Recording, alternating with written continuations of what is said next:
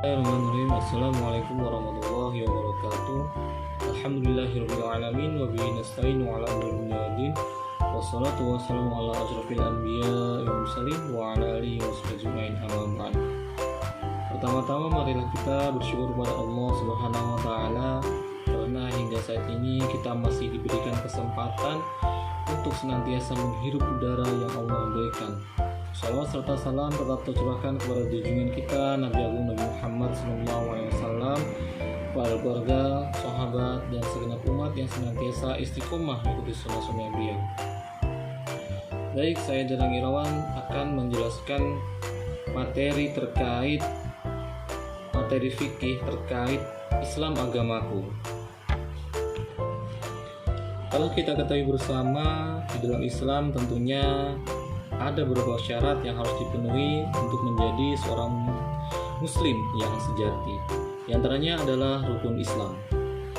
Rukun Islam adalah 5 prinsip dasar dalam agama Islam yang merupakan kewajiban utama bagi umat muslim. Kelima rukun ini merupakan pondasi ajaran Islam dan panduan bagi kehidupan sehari-hari seorang muslim. Kelima pokok ajaran Islam ini layaknya pondasi sebagai seorang muslim. Apabila salah satunya ditinggalkan, maka akan mendapatkan dosa. Namun, jika rukun Islam itu semuanya dikerjakan, maka Allah Subhanahu wa taala akan memberikan kebahagiaan bagi hambanya yang ikhlas. Tentu akan selamat juga di dunia dan akhirat khususnya. Adapun rincian kelima rukun Islam tersebut diantaranya yaitu syahadat, sholat, puasa, zakat, dan naik haji. Yang pertama kita bahas adalah syahadat. Sebelum menjadi seorang muslim, maka haruslah mengucapkan 2 kalimat syahadat. Karena syahadat adalah pengakuan keimanan seorang muslim kepada Allah Subhanahu wa taala sebagai satu-satunya Tuhan yang berhak disembah, dan kepada Muhammad sebagai nabi terakhir yang diutus oleh Allah Subhanahu wa taala. Ada 2 kalimat syahadat yang diantaranya syahadat tauhid dan syahadat rasul. Syahadat tauhid adalah pengakuan keesaan Allah Subhanahu wa taala. Sedangkan syahadat rasul adalah pengakuan bahwa Rasul Muhammad SAW adalah utusan Allah. Bunyi 2 kalimat syahadat adalah asyhadu an la ilaha illallah wa asyhadu anna Muhammadan abduhu wa rasuluh. Dengan demikian, orang yang mengucapkan 2 kalimat syahadat, maka ia telah masuk dalam agama Islam dan wajib melaksanakan perintah-perintah Allah Subhanahu wa taala. Berikutnya adalah sholat. Setelah mengucapkan 2 kalimat syahadat, maka seorang muslim diwajibkan untuk sholat. Yang dimana sholat adalah ibadah berupa ritual doa yang dilakukan oleh umat muslim selama 5 kali sehari, yaitu pada waktu subuh, zuhur, asar, maghrib, dan isya. Salat merupakan cara umat muslim berkomunikasi langsung dengan Allah Subhanahu wa taala, mengingat dan memohon petunjuk serta pengampunan. Dan yang kedua yaitu salat. Setelah mengucapkan 2 kalimat syahadat, maka seorang muslim diwajibkan untuk melaksanakan salat. Karena salat adalah ibadah berupa ritual doa yang dilakukan oleh seorang muslim 5 kali sehari, yaitu pada waktu subuh, zuhur, asar, maghrib, dan isya. Salat juga merupakan cara umat muslim berkomunikasi langsung dengan Allah, mengingat dan memohon petunjuk serta pengampunan. Ada dalil tentang salat yaitu wa aqimus sholata wa atuz zakata warka'u ma'ar raki'in. Dan dirikanlah salat dan tunaikanlah zakat dan duduklah rukuk bersama orang-orang yang rukuk. Quran surah Al-Baqarah ayat 43. Salat merupakan tiangnya agama. Apabila kita melaksanakan salat dengan baik, maka kita telah mendirikan tiang agama itu dengan kokoh. Namun apabila kita meninggalkan salat, maka kita telah meruntuhkan tiang agama tersebut. Dan adapun perumpamaan sholat ibaratkan seperti botol. Ini adalah agama, kemudian ini adalah 5 rukun Islam. Dan 5 rukun Islam ini memberikan kepada pertama ada syahadat, sholat, puasa, zakat, dan naik haji.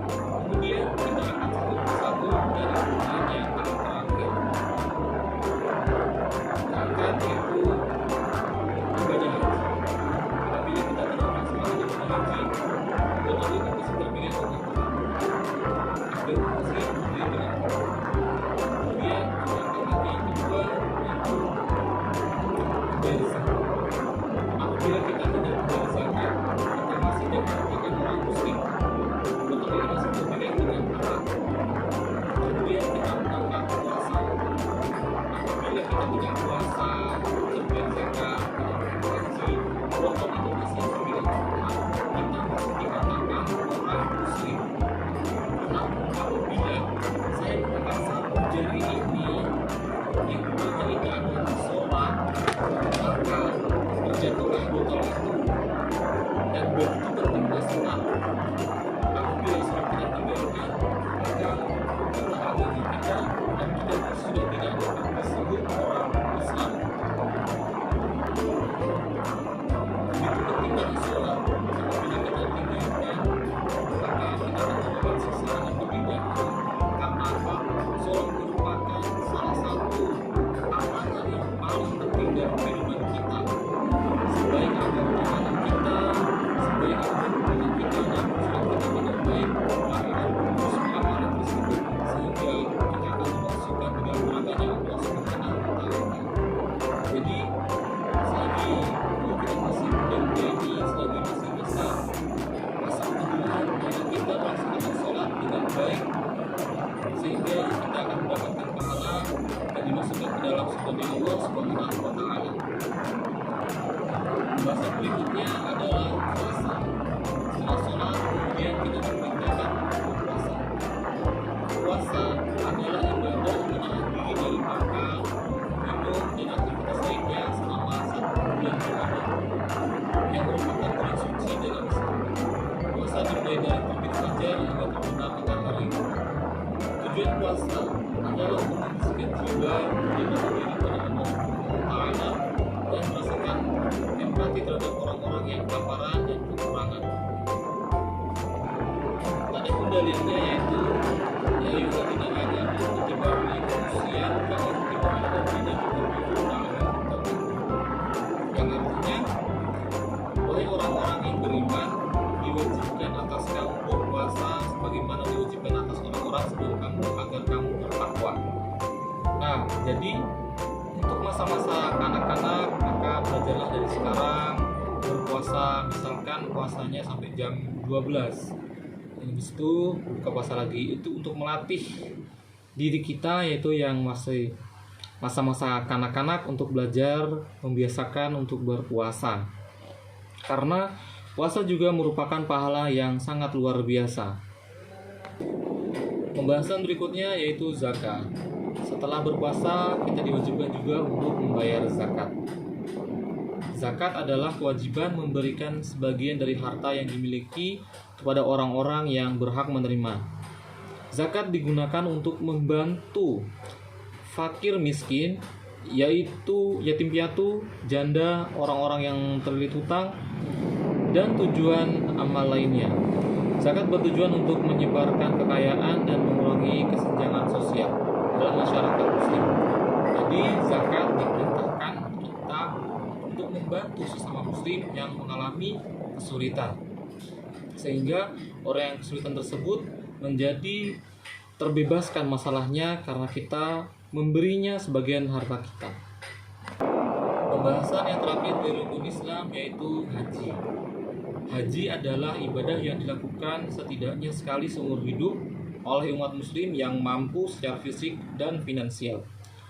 Ibadah haji melibatkan perjalanan ke kota Mekah di Arab Saudi, di mana para jamaah haji melakukan serangkaian ritual termasuk tawaf di sekitar Ka'bah. Tujuan daripada haji adalah untuk mengikuti jejak Nabi Ibrahim dan Nabi Ismail alaihissalam serta menyatukan umat Islam dari berbagai penjuru dunia dalam ibadah yang sama. Nah, jadi ibadah haji dilakukan hanya untuk orang-orang yang telah memiliki uang yang banyak. Jadi kita dari sekarang diperintahkan untuk nabung. Kita membiasakan untuk menabung. Untuk apa? Untuk kedepannya uang kita sudah banyak, kemudian kita mendaftar haji dan berangkatlah kita ke Mekah sana. Itulah tadi pembahasan terkait rukun Islam. Yang benar, rukun Islam adalah inti dari ajaran Islam dan menjadi panduan utama dalam menjalani kehidupan seseorang muslim. Selain kelima rukun ini, terdapat juga rukun iman yang merupakan 6 keyakinan dasar dalam Islam yang bersama-sama dengan rukun Islam membentuk dasar iman dan praktik agama Islam. Adapun rukun iman yaitu iman kepada Allah, iman kepada Nabi Allah, iman kepada kitab-kitab Allah, iman kepada Rasul. Adapun rukun iman yang enam yaitu iman kepada Allah, iman kepada malaikat Allah, iman kepada kitab-kitab Allah, iman kepada Rasulullah Allah, iman kepada hari akhir, dan iman kepada qada dan qadar. Baik, itulah tadi penjelasan daripada rukun Islam yang sepatutnya dapat kita jalankan dengan baik untuk menjadi seorang pribadi muslim yang bertakwa kepada Allah Subhanahu wa taala. Islam adalah agama yang berasal dari wahyu ilahi yang diberikan kepada Nabi Muhammad SAW yang dianggap sebagai nabi terakhir.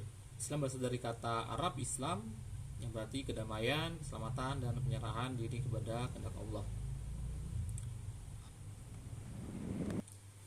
Berikutnya adalah penjelasan mengenai Islam, agamaku. Kita mengenal Allah sebagai Tuhan yang Maha Esa. Islam mengajarkan keesaan Allah atau tauhid. Muslim yakini bahwa hanya ada Tuhan selain Allah yang tidak dimiliki sekutu atau mitra. Allah adalah pencipta alam semesta dan penguasa di segala seluruh alam. Maka dari itu kita wajib melaksanakan seluruh perintah-perintah Allah sehingga kita akan dimasukkan ke dalam surganya Allah Subhanahu wa taala. Kemudian Al-Qur'an sebagai kitab suci. Al-Quran adalah kitab suci. Seorang muslim meyakini bahwa Al-Quran adalah wahyu langsung dari Allah kepada Nabi Muhammad SAW. Kitab Al-Quran berisi petunjuk hidup, hukum, moral, dan petunjuk spiritual bagi umat muslim. Jadi kita telah meyakini bahwa Al-Quran adalah kitab suci, maka dari itu kita diwajibkan untuk mempelajari Al-Quran dan membacanya. Jadi pada masa-masa umur yang masih dalam proses pertumbuhan ini, marilah kita mempelajari Al-Quran, membacanya, sehingga kita akan mendapatkan pahala dari Allah Subhanahu wa ta'ala. Kemudian dalam Islam kita dikenalkan kepada Nabi Muhammad SAW karena beliau adalah utusan Allah Subhanahu wa ta'ala yang wajib kita imani juga. Maka dari itu kita diharuskan untuk senantiasa membacakan sholawat kepada Nabi Muhammad SAW agar kelak kita nanti di akhir kiamat mendapatkan syafaatnya sehingga kita akan dimasukkan ke dalam surga. Baik, demikianlah materi kita pada hari ini. Apabila ada kata-kata yang berkenan, saya mohon maaf yang sebesar-besarnya. Wallahu muwaffiq ila aqwamit thoriq. Wassalamualaikum warahmatullahi wabarakatuh.